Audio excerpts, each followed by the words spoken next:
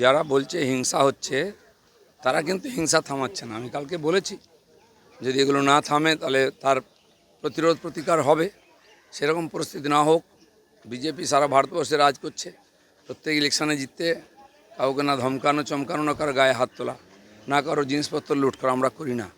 15 বছর মানুষকে যারা অত্যাচার করেছে, আমাদের উপরে যে অত্যাচার খুন খারাপি করেছে, সেই মানুষের মধ্যে কিছু ক্ষোভ আছে, এটা বেরিয়ে গেছে। কোনো হিংসা অত্যাচার চলবে না। গুলি বন্দুকের সংস্কৃতি আমরা বন্ধ করব। আমার মনে হয় এটা নির্বাচন কমিশন এবং পুলিশের দেখার দায়িত্ব, আইন শৃঙ্খলা যেন ঠিক থাকে।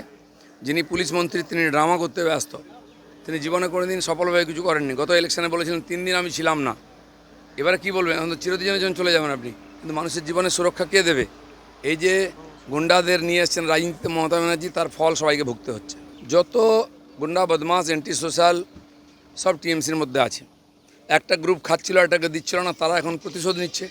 অফিস ভাঙা থেকে আরম্ভ করে টাকা পয়সা লুট করা, দোকান লুট করা, নিজেদের মধ্যে মারামারি করা, এটা টিএমসির ভিতরের ব্যাপার, সেটা বাইরে আসছে।